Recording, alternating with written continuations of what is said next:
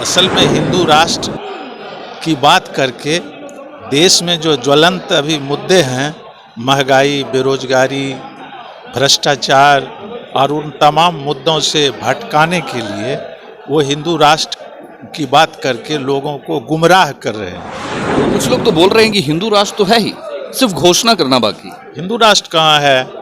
ये तो secular state है। इसकी प्रस्तावना को आप देखिए। जो भारत का संविधान 1950 में बाबा साहेब अम्बेडकर ने जो बना के दिया, जिस पे ये भारत की नींव खड़ी है, जिस कॉन्स्टिट्यूशन संविधान के तहत ये देश चल रहा है, उसमें हिंदू राष्ट्र कहाँ है?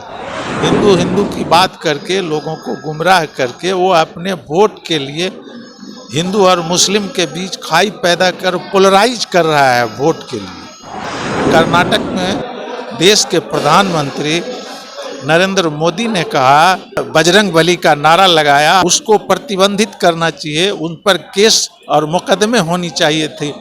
किन पे? प्रधानमंत्री पे। प्रधानमंत्री पे केस मुकदमा होगा? कैसे नहीं होगा? हिंदू खतरे में, इसीलिए तो हिंदू राष्ट्र की मांग की जाए। हिंदू किस में खतरे? हिंदू को पूजा करने नहीं दिया जाता है, ये हिंदू को जीने नहीं दिया जाता है, या उसको मंदिर में जाने से रोका जाता है, उस पर कोई आर्थिक प्रतिबंध लगाया जाता है, या स्वतंत्रता का नहीं मिलती है। कोई खतरा नहीं है। ये बात बोल के लोगों को गुमराह करके लोगों को दिक्कत क्या है? दिक्कत क्या है हिंदू राष्ट्र बनाने से? दिक्कत बिल्कुल दिक्कत है। हिंदू राष्ट्र बनाएगा तो ऑलरेडी कॉमन सिविल कोड आएगा। हिंदू राष्ट्र बनाएगा तो ये जो बाबा साहेब अम्बेडकर का कॉन्स्टिट्यूशन, इसको हटा दिया जाएगा। वो मनुवाद और ब्राह्मणवादी व्यवस्था की जो कानून है, मनु स्मृति, उसको लागू करेगा। और उसमें पिछड़े, दलित, जो 4 वर्ग उसने बांटा है, इन लोगों के हक हुकूक को ख़त्म कर दिया जाएगा। वोट का राइट सिर्फ मनुवादियों के हाथ में होगा। और ये जितने अति पिछड़े और पिछड़े 85% लोग हैं, ये दूसरे दर्जे का नागरिक हो जाए। आरजेडी में कितने सालों से जुड़े हुए? मैं आरजेडी में बाय बोर्न आरजेडी में हूँ। जब आरजेडी पैदा हुई थी तो मैं फाउंडर जिला अध्यक्ष था मधेपुरा का। 4 बार मैं जिला अध्यक्ष रहा। कुछ सालों के बाद रिटायरमेंट का वक्त आ जाए। अभी रिटायरमेंट का कहाँ सवाल पैदा होता है? मैं तो चलने कुछ सालों के बाद, अब कुछ साल जब होगा तो देखा जाएगा। अभी तो मैं चलना फिरना दौड़ना सब मेरे बस में है। नहीं लगता है कि बाय बोर्न आप आरजेडी से हैं, आरजेडी के नेता हैं, आरजेडी के लिए जो ईमानदारी से अभी तक खड़े हुए हैं, बिल्कुल आरजेडी ने शायद वो मुकाम आपको दिया है जो मिलना चाहिए? मैं अपनी ईमानदारी से, लगन से, निष्ठा से पूरे तौर पर आरजेडी के लिए डेडिकेटेड हूँ और आगे भी रहूँगा। हक मिलना चाहिए, वो तो लीडर पर तय करता है। लीडर क्या करेंगे ये डिस्क्रिशन उनका है। उनका मलाल होता है कि जितने वक्त से आप आरजेडी में हैं, तो उस चीज़ का जो सिला मिलना चाहिए मिला है? कोई मलाल नहीं है। एमएलए एमपी बनने की ख्वाहिश तो हर आदमी को रहता है, मुझे भी है, और मौका नहीं मिला। एमएलसी नहीं बन पाया। मन में तो इच्छा है। एक पद मिल जाता, उसी में खुश हो जाते। बिल्कुल खुश हो जाते। पदवी में ही खुश? कुछ नहीं, मैं अपना काम कर रहा हूँ। पार्टी जो अच्छा समझेगी वो करेगी। मेरा लीडर लालू प्रसाद यादव है।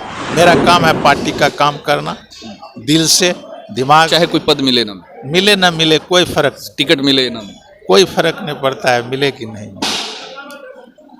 लेकिन मैं अपना काम करता हूँ। आप अपना काम करते हैं? बिल्कुल। जिंदगी भर जिसके लिए काम करते रहे, जिस पार्टी को मजबूत करने में अपनी पूरी जिंदगी गुजार दी, स्वर्गीय मोहम्मद शहाबुद्दीन साहब, उनके बरसी में नहीं जाते हैं, ना पहली बरसी में ना दूसरी बरसी में, उनके मैयत पे नहीं जाते हैं। हक मिला है। अभी कुछ लोगों को राज्यसभा मिला, कुछ लोगों को एमएलए मिला, कुछ को आपको क्यों मिला? 2 पुराने आपको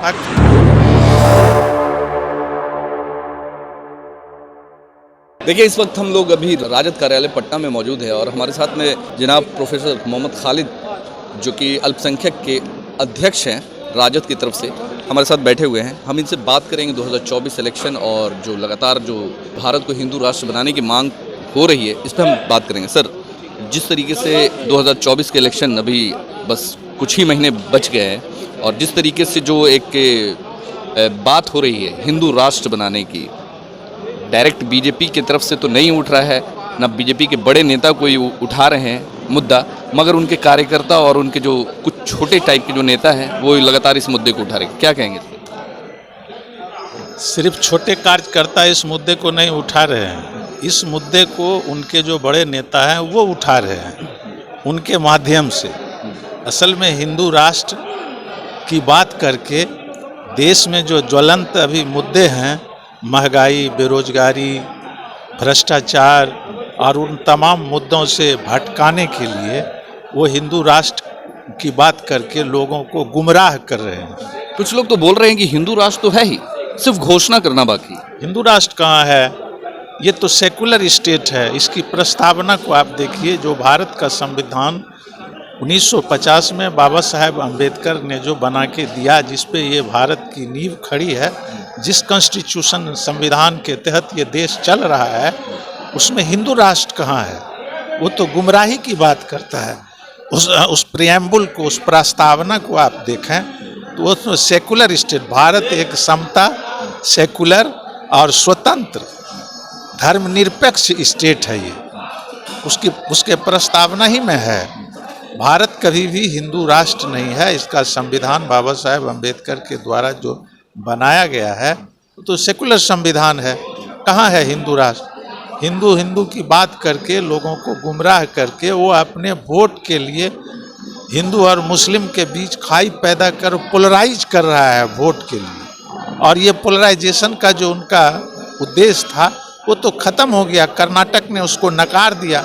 कर्नाटक में देश के प्रधानमंत्री नरेंद्र मोदी ने कहा, बजरंग बली का नारा लगाया और उन्होंने अनाउंस किया एक बड़ी सभा में कि जब वोट डालने जाना तो जय बजरंग बली बोल के वोट करना, जो हिंदुस्तान के कॉन्स्टिट्यूशन के खिलाफ है। इसलिए उसको प्रतिबंधित करना चाहिए, उन पर केस और मुकदमे होनी चाहिए थे। किन पे? प्रधानमंत्री पे। प्रधानमंत्री पे केस मुकदमा होगा? कैसे नहीं होगा? नहीं किया। वो जो अभी इलेक्शन कमीशन है उसका बनाया हुआ तोता है। जितनी संस्थान है, क्या गलत कह दिया सर उन्होंने? जय बजरंग बली का नारा ही तो दिया। वही जय बजरंग बली का नारा लगा के आप वोट नहीं डाल सकते हैं। वो एक धार्मिक भाषण को राजनीति के स्वतंत्रता के लिए और वोट के लिए आप इस्तेमाल नहीं कर सकते। बीजेपी की विचारधारा जो है वो क्लियर है कि वो हिंदुत्व की छवि को आगे करके हमेशा जीतती है। वो तो अपनी विचारधारा पे है और वो अपना काम कर रही है। तो जनता ने कर्नाटक में उसको मुंहतोड़ जवाब दे दिया। अगर उनकी विचारधारा को लोगों ने नकार दिया, उसके पास महंगाई चरम सीमा पर है, बेरोजगारी चरम सीमा पर है, देश में एनार्की और भ्रष्टाचार चरम सीमा पर है, और इन मुद्दों से लोगों के ध्यान को भटकाने के लिए बढ़ते पेट्रोल का दाम, बढ़ता गल्ले का दाम, जो महंगाई अभी है इस मुल्क में, उससे भटकाने के लिए, पोलराइजेशन के लिए हिंदू कार्ड वो खेल रहा है, जो अभी कर्नाटक की जनता ने उसको नकार दिया और ये अब चलने वाला नहीं है। 2024 में इनका जाना निश्चित है, तय है। हिंदू खतरे में, इसीलिए तो हिंदू राष्ट्र की मांग की जाए। हिंदू किस में खतरे? हिंदू को पूजा करने नहीं दिया जाता है, ये हिंदू को जीने नहीं दिया जाता है, या उसको मंदिर में जाने से रोका जाता है, उस पर कोई आर्थिक प्रतिबंध लगाया जाता है, या स्वतंत्रता का नहीं मिलती है। कोई खतरा नहीं है। ये बात बोल के लोगों को गुमराह करके लोगों को दिक्कत क्या है? दिक्कत क्या है हिंदू राष्ट्र बनाने से? दिक्कत बिल्कुल दिक्कत है। हिंदू राष्ट्र बनाएगा तो ऑलरेडी कॉमन सिविल कोड आएगा। हिंदू राष्ट्र बनाएगा तो ये जो बाबा साहेब अम्बेडकर का कॉन्स्टिट्यूशन, इसको हटा दिया जाएगा। वो मनुवाद और ब्राह्मणवादी व्यवस्था की जो कानून है, मनु स्मृति, उसको लागू करेगा, और उसमें पिछड़े, दलित, जो 4 वर्ग उसने बांटा है, इन लोगों के हक हुकूक को ख़त्म कर दिया जाएगा। वोट का राइट सिर्फ मनुवादियों के हाथ में होगा, और ये जितने अति पिछड़े और पिछड़े 85% लोग हैं, ये दूसरे दर्जे का नागरिक हो जाए। आरजेडी के आप अल्पसंख्यक के अध्यक्ष हैं, कितने सालों से हैं आरजेडी? मैं 3 साल हो गया, मेरा टर्म पूरा हो गया है। 3 साल। आरजेडी में कितने सालों से जुड़े हुए? मैं आरजेडी में बाय बोर्न आरजेडी में हूँ। जब आरजेडी जब पैदा हुई थी तो मैं फाउंडर जिला अध्यक्ष था मधेपुरा का, फाउंडर जिला अध्यक्ष था मेन विंग में। 4 बार मैं जिला अध्यक्ष रहा। कुछ सालों के बाद रिटायरमेंट का वक्त आ जाए, अभी रिटायरमेंट का कहाँ सवाल पैदा होता है। मैं तो चलने कुछ सालों के बाद। अब कुछ साल जब होगा तो देखा जाएगा। अभी तो मैं चलना फिरना दौड़ना सब मेरे बस में है। नहीं लगता है कि बाय बोर्न आप आरजेडी से हैं, आरजेडी के नेता हैं, आरजेडी के लिए जो ईमानदारी से अभी तक खड़े हुए हैं, बिल्कुल आरजेडी ने शायद वो मुकाम आपको दिया है जो मिलना चाहिए। मैं अपनी ईमानदारी से, लगन से, निष्ठा से पूरे तौर पर आरजेडी के लिए डेडिकेटेड हूँ और आगे भी रहूँगा। मेरा जो काम है मैं करता हूँ और पार्टी का जो काम है वो पार्टी करे। जो हक मिलना चाहिए वो तो लीडर पर तय करता है। लीडर क्या करेंगे ये डिस्क्रिशन उनका है। उनका मलाल होता है कि मलाल नहीं। जितने वक्त से आप आरजेडी में हैं तो उस चीज़ का जो सिला मिलना चाहिए मिला है। कोई मलाल नहीं है, कोई कोई मलाल नहीं है। अपना एमएलए एमपी बनने की ख्वाहिश तो हर आदमी को रहता है, मुझे भी है, और मौका नहीं मिला, एमएलसी नहीं बन पाया। मन में तो इच्छा है, एक पद मिल जाता है उसी में खुश हो जाते, बिल्कुल खुश हो जाते, पदवी में ही खुश है। कुछ नहीं। मैं अपना काम कर रहा हूँ, पार्टी जो अच्छा समझेगी वो करेगी। मेरा लीडर लालू प्रसाद यादव है, दूसरा तेजस्वी यादव है। ये उनके अधिकार क्षेत्र में है, किनको क्या बनाना है वो उन पर डिपेंड करता है। मेरा काम है पार्टी का काम करना, दिल से, दिमाग। चाहे कोई पद मिले ना मिले कोई फर्क, टिकट मिले ना मिले, कोई फर्क नहीं पड़ता है, मिले कि नहीं मिले, लेकिन मैं अपना काम करता हूँ। आप अपना काम करते हैं। बिल्कुल। जिंदगी भर जिसके लिए काम करते रहे, जिस पार्टी को मजबूत करने में अपनी पूरी जिंदगी गुजार दी, स्वर्गीय मोहम्मद शहाबुद्दीन साहब, उनके बरसी में नहीं जाते हैं, न पहली बरसी में न दूसरी बरसी में, उनके मैयत पे नहीं जाते हैं। सवाल उनका है, वो अब क्या सोचते हैं ये सवाल उनका है। आपका ये मेरे अख्तियार की बात नहीं है, ये उनका सवाल है। उनको क्या करना है वो उन पे डिपेंड करता है। मैं तो गया था एज ए अक़लियत अध्यक्ष, बिहार प्रदेश के अक़लियत अध्यक्ष होने के नाते मैं उनके घर पे गया था, मातम पुरसी में गया था, उनके दिल्ली कब्र पे गया था। मैं तो गया हूँ। राजद बिहार में जो एक बड़ी पार्टी है, बिहार के मुसलमानों का कितना बड़ा कंट्रीब्यूशन है इसको बड़ा पार्टी बनाने में? बिल्कुल। और मुसलमान का कंट्रीब्यूशन नहीं, जितनी जमात है उस जमात में मुस्लिम जमात जो है वो इन टोटो दिल दिमाग से, तन मन धन से लालू यादव के साथ जी, चाहे उनको उनका हक मिले या ना। हक देना अब उनका काम है। हक मिला है। अभी कुछ लोगों को राज्यसभा मिला, कुछ लोगों को एमएलए मिला, कुछ को आपको क्यों मिला? 2 पुराने अहमद करीम हैं, राज्यसभा के 6 मेंबर हैं। आपको क्यों नहीं? मुझे नहीं मिला है तो वो अब पार्टी डिसाइड करेगी, नेता डिसाइड करेंगे कि मुझे क्या मिलना चाहिए। लग रहा है कि 2024 या 25 में राजद के नेताओं, बड़े नेताओं का दिल पिघलेगा और आपको कहीं ना कहीं कुछ टिकट मिले इंशाल्लाह। मैं पूर्ण उम्मीद हूँ।